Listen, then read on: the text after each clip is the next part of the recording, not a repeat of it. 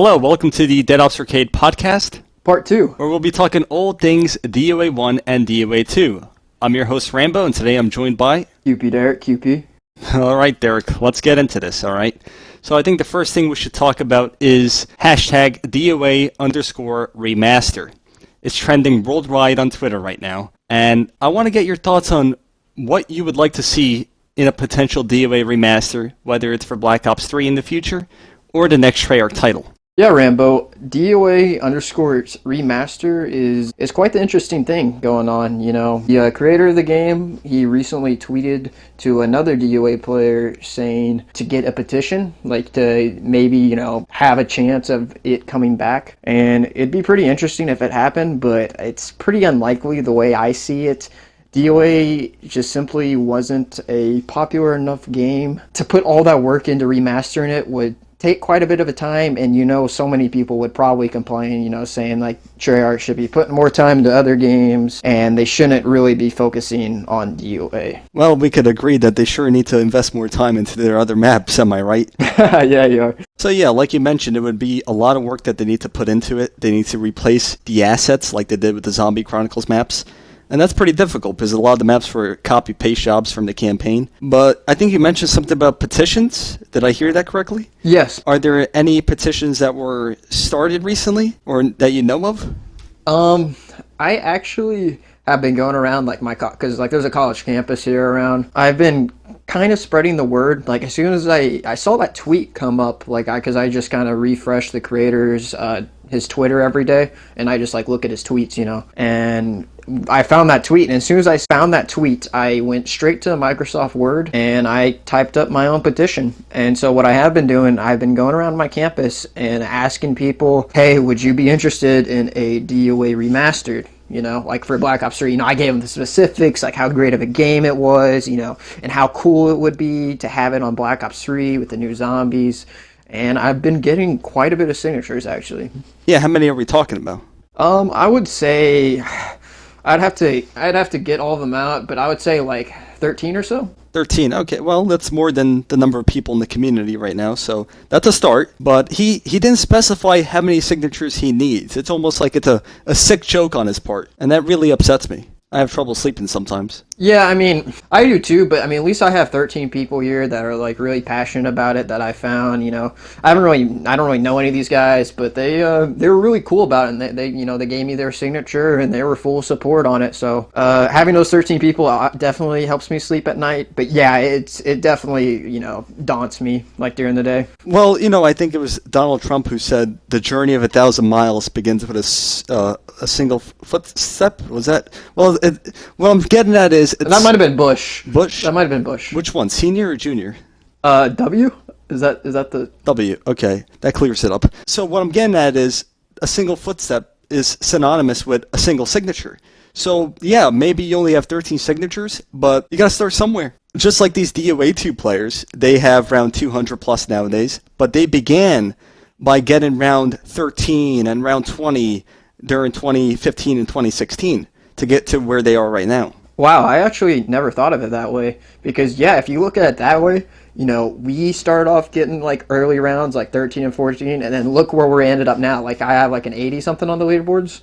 And so, sure, if you look at the progress right there, I'm sure my 13 signatures could turn into, you know, say, 120. And, you know, and then we can just, like, all keep working towards it.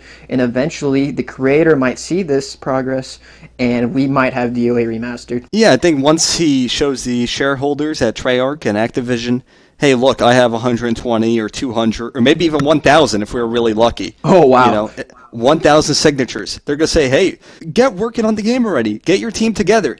Get Snyder to work on the vehicles. Get whoever else you need. David Vonderhaar. I don't care. Start working on the game because it's going to be a cash cow for the franchise. I 100% agree. And if you see DOA remaster come up through Treyarch, like I bet the stock market for Treyarch will probably get such a big boost. Like I can't really even imagine. But if I were you guys out there, if you listen here, I tell you what, if you guys are listening to this podcast right now, go invest in Treyarch. As soon as, like, if we get these signatures going and DOA Remastered comes out, please invest in their company, because I guarantee you're going to see those shares go skyrocketing. Sir, it's Activision that has the shares, not Treyarch. What's the difference? Activision's the publisher. Treyarch is just a developer. Oh, so it's like DOA2, where Activision is the one. Is he the one being boosted, or is he the one boosting? Activision is the one getting boosted, all right? And Treyarch is the booster. Okay. But then wouldn't you give more credit to the booster? Well, sure, they need to sit on the ground and do nothing for 3 days in a row, but they're part of the game at the end of the day. They're part of the team, the teamwork that goes into the game. Okay, that makes a lot of sense. So yeah, invest into Activision, sorry. So I'd like to take this time to thank some of the people who commented on the original podcast that we recorded early April. One of the comments from Furious Feet on Fire reads, "This is the best podcast ever. Possibly one of the best DOA videos out there." Thank you, Furious. Yeah, I mean, that's quite the compliment to hear, like, that kind of compliment, talking about, being the best DOA video ever, is kind of like, it tickles me a bit. User Cheese Smoker says, "And by the way, the All-Star team, if to be taken seriously, would have to include Young Epic, flawless world record holder DOA1, B. Clark 150 for his outstanding achievements in the DOA, Swado, widely considered the real master of DOA2. Any thoughts on some of those names, Derek? Are they at the top of your list?" I'm sorry, I wasn't really paying attention to what you were saying, but didn't we have our own All-Star list in our video? So why do we need another one? Well, I had my top 5 list, and I had some people like Psychothrone and Frenzy, Time Warp, and I think Zombie Prophecy.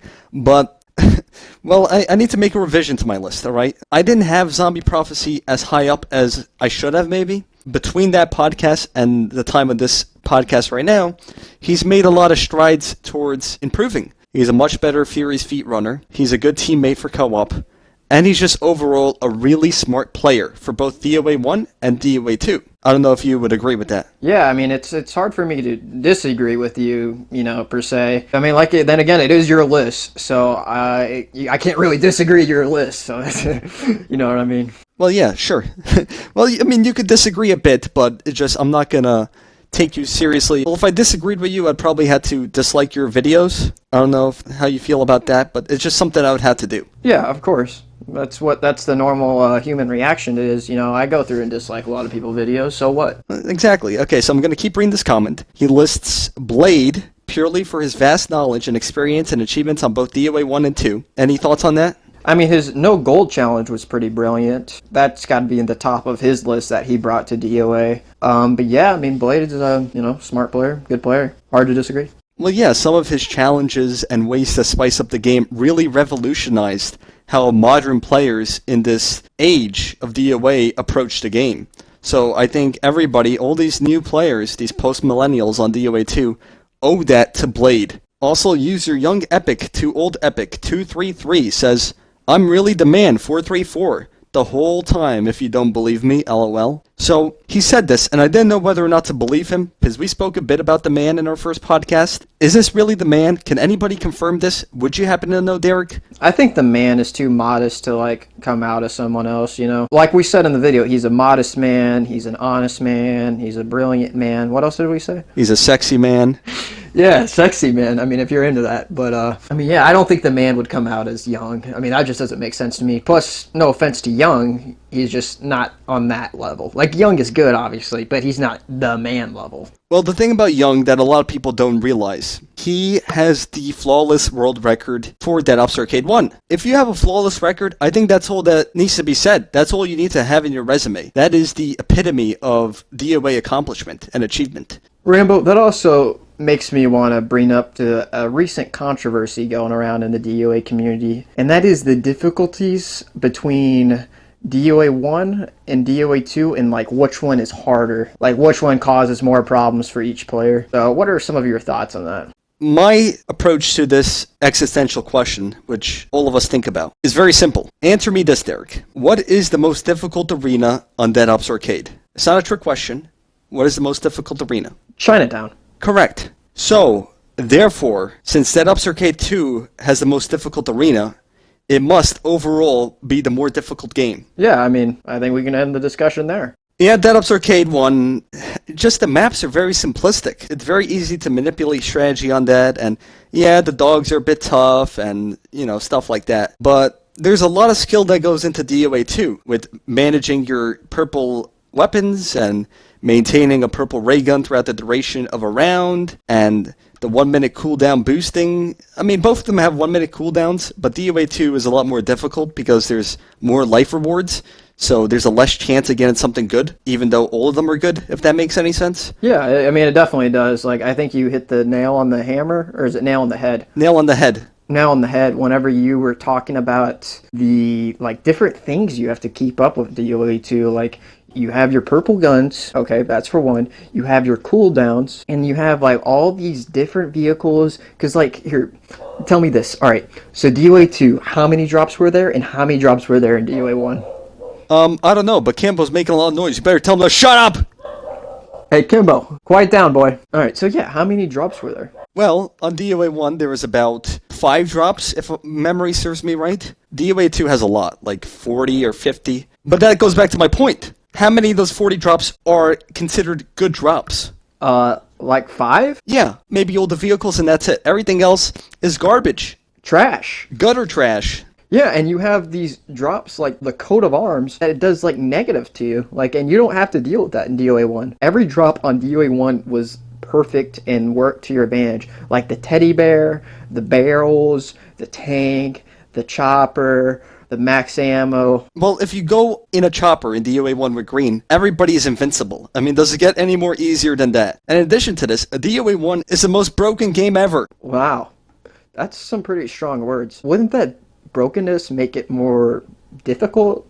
No, because it's just stupid brokenness. It's something that you shouldn't have to put up with, but you do, because it's such a poorly made game. Whereas DOA2, it was never broken. Okay, maybe there's a couple glitches here and there in the beginning, but other than that, it's as close to a perfect game as you could get. Yeah, I mean, I agree. I'd also like to take this opportunity to do some self-advertising, if you think that's all right. Is that okay with you, Derek? Keep it short, but yeah, go ahead. Okay, so we have a Dead Ops Arcade Club on the Xbox One console. So what you do is you go to clubs on the home of your Xbox, and then you want to search Dead Ops Arcade, and it'll pull up a club.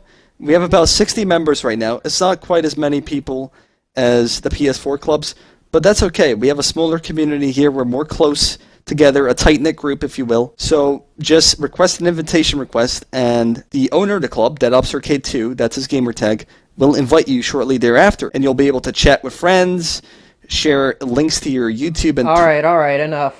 Okay. That reminds me, Rambo, I want to talk about the Black Ops 3 group called Dead Ops Arcade, in which you can join that as well, and Rambo could send you an invite, or you can... excuse me?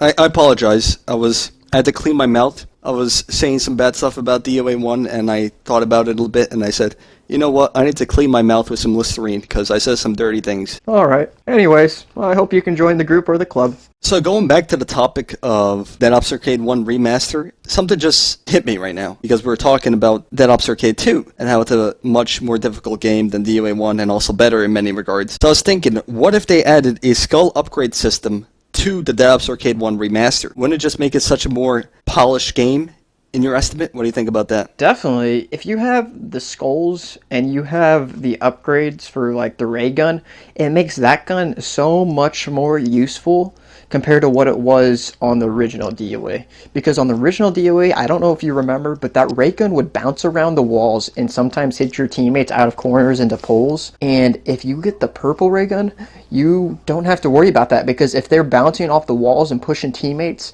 at least you'll be killing the zombies as well. Well, that's yet another glitch in Dead Ops Arcade 1, where you're pushing your teammates all over the place. Good thing they got rid of that in the second game. Good riddance, man. In addition to the skull upgrade system, I was also thinking maybe they could add the second Room of Fate, where it's like a Room of Judgment sort of thing. Or, I was watching Zombies Chronicles, right? And I saw that they have all these gobblegums and new gobblegums and all these ridiculous things. I think they should add that to the Dead Ops Arcade 1 Remaster if it was going to happen. Gobblegums, Liquid Divinium, pay to play, all that sort of stuff. Yeah, I mean, I agree. On top of having the gobblegums and the liquid diviniums and whatnot, I wouldn't mind seeing if the creator would add special weapons and also, like, a way to use your points to, like, you know, like you said, buy gobblegums, maybe, like, have wall guns. I don't know, like, put guns on the ground. Does that make sense? Sure. Like boots on the ground, but like guns on the ground. Like Well, yeah, it's kind of like boots on the ground or dropping lives on the ground, but you're dropping weapons. Yeah, exactly. And so you can pick up those guns and you could, get what's that gobble gum where you get like an upgrade on your gun, like if you swallow it. Wall power, is that it? I think it's wall power. So you swallow the gum, you get your gun and it comes out of the ground and it's upgraded. And so let's say it's a shotgun.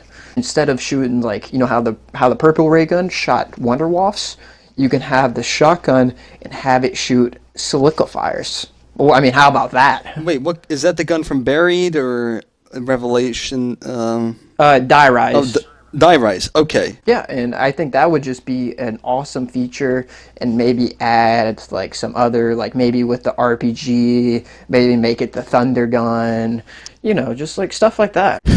Think about this for a second, all right? Just sit down, put down your coffee, and think about it. Okay. Imagine, that one video clip where Fritz drops like 50,000 lives on the island arena? I think it was 30,000. Oh, was it? Somewhere around that ballpark. Imagine if you dropped massive quantities of purple ray guns for your next playthrough of a difficult arena. How cool would that be? I mean, definitely. And doing that would actually surprisingly add a different skill factor, because dropping the life is probably more skillful than camping a corner. If you actually like really think about it, like the coordinations and the timing that it takes to drop lives or drop ray guns would definitely be greater than sitting in a corner with Fortune, Gun, or the Bird. No, that's a good point you raise, and a lot of these people have been playing these 4 players on DOA1 recently. I don't know why they're wasting their time on that stupid crap, to be honest with you. If I had to be frank. You could still be Derek, but I'll be frank for a moment. Okay. Stop playing DOA1, move on to bigger and better things like Zombies Chronicles. You could play Nocturne and Totem for a 4th time. Just expand your horizons. Yeah, and that reminds me, I was actually, looking through Twitter the other day, and someone was saying that Nocturne and Totem reminded them of Dead Ops Arcade, like it had like a similar feeling. So I'm really curious how that actually plays out. Maybe there is like a terminal in there, and we could maybe play DOA? I don't know. I saw it on Twitter. I don't know if you saw it. Well, they add all these Easter eggs. Like Moon has a bunch of Easter eggs where you could play songs from DOA. So it wouldn't surprise me if Treyarch was smart enough to add something like that, where you could access Dead Ops Arcade 1, maybe a Dead Ops Arcade 1 remaster, through some sort of radio device or terminal, like you said, on the map. But if I had to be more realistic, because that's a bit unrealistic, right? If I had to be more realistic, I would say that instead they were talking about the difficulty levels, because both Dead Ops Arcade 1 and Nocturne and Totem are really easy maps, whereas something like Dead Ops Arcade 2 and some of the other later Treyarch maps for regular zombies are the more challenging, intricate, and interesting maps that we've ever seen before. Like Origins. Exactly, like Origins. Wow, I've actually never thought of it that way. That's very interesting, Rambo. Well, some have described me as a deep person, including my doctor. He says my bowel movement is very deep. I don't think that's a compliment, Rambo. I was looking through my YouTube analytics recently, right? And I began this sudden pour of massive dislikes on some of my recent YouTube videos. And I was thinking, where could these be coming from? Is there a hater on the loose? So, using my detective work, I got to the bottom of this, I think. I just need help from maybe you and some of the viewers who might be watching this podcast. So I need the help of you, the viewers. My analytics suggests that the dislikes are coming from a subscribed user who uses a PC in the country of France. Would anybody have any idea who this might be? Is Louis Bueno from France? See, that was my first thought. And I asked around the community, and they seem to say that he's from the United Kingdom. You know, the Limeys over there in the UK. Uh-huh. So I don't think it's him, unless he's deceptive and cunning enough to where he might actually visit France and dislike my videos and then move back to the UK just to conceal his identity. It's certainly a possibility, but it's just not very likely. It's a possibility, but not a probability, as they say. Who else could it be? I've been asking myself that same question for the past couple of weeks, and maybe the viewers could help me out and lead me in the right direction. All right, viewers, you heard the man. Not the man 434, but, the man. Help him out. So the thing that bugs me about Dead Ops Arcade 1 players, right, is that they talk a big game, but have they really ever accomplish anything on DOA2? That's a question that I pose. Do you have an answer to that, Derek? Rambo, I'm gonna be blunt with you. Not too blunt, but blunt with you. All right. You talk a big game, you act like a big man, but I don't see the proof in the pudding. Where are your accomplishments at? Well, I have a lot of records before the leaderboards got reset. Precisely. That's before the reset. Well, listen, a lot of people might say the more time passes, the better you get at DOA, right? You'll learn things from your previous game that you played. Your time away from the game, you're able to reflect. And I used to think that at once upon a time myself, but it might not be the truth. So I might have to side with these people who say, oh, Rambo, you're washed, or oh, Rambo, you're rusty. Because the more time you spend away from the game, the older and more deteriorated your body gets physically, which in turn makes it difficult to get back into the game and reacclimate yourself with the high-octane gameplay of Dead Ops Arcade 2. I mean, you didn't have to go into, like, such detail. I mean, just say it, you're washed, bro. Oh. Well, speaking of washed, I haven't taken a shower in a while. Ah, my pits reek of fermented hair dipped in cat piss. So, I would like to thank our viewers. They actually helped us with something recently. I don't know if you're aware of it, Derek, but in our last podcast, we asked them if they knew who Beast's Revenge is. Because originally there was Beast's Revenge from PS3, that was I'm Mr. Beast, yada yada yada. But we didn't know who this guy on the Xbox One was. We didn't know if Mr. Beast returned, or if it was some sort of fanboy. So we got to the bottom of it. But now, there's a Beast's, with 2 S's, Revenge. So, now we're gonna need your help again. Who is this imposter? It's hard to say. There is a few Beast out there in the community. So, it could be I, Mr. Beast. Isn't there another one like Zombie Beast? Zombie Prophecy? What other? Or Zombie Stabber? No. There's a guy named Beast out there. I can't. Swatto is a beast. Was it Swatto Beast? Was that his gamer tag? No, I was just saying he's a beast at DOA. He has like 350,000 million, 272 million, billion, something. Oh, well, I wasn't thinking that. I was just thinking gamer tags with Beast, you know? So, like, who else has gamer tag with the name Beast and could make their gamer tag Beast Revenge? Well, it's Beasts with 2 S's. You can't forget that. Oh, yeah, that's right, because Mr. Beast was the original Beast Revenge. Okay. Yes. I'm really not sure. I mean, how many Beast out there? I'm drawing a blank personally. Yeah, I don't know. Maybe the man is back? I don't know. Well, we'll just go with that for now and see if any of our listeners will help us out. Another person I want to talk about because he commented in our podcast. Today is kind of like the viewer special of DOA podcasts, episode 2. You know what I mean? We want to get involved with the community. We want to engage with the viewers. One of the persons I want to talk about was the Nuge. A controversial claim that I heard once upon a time. It was a while ago, but at the same time it was kind of recently.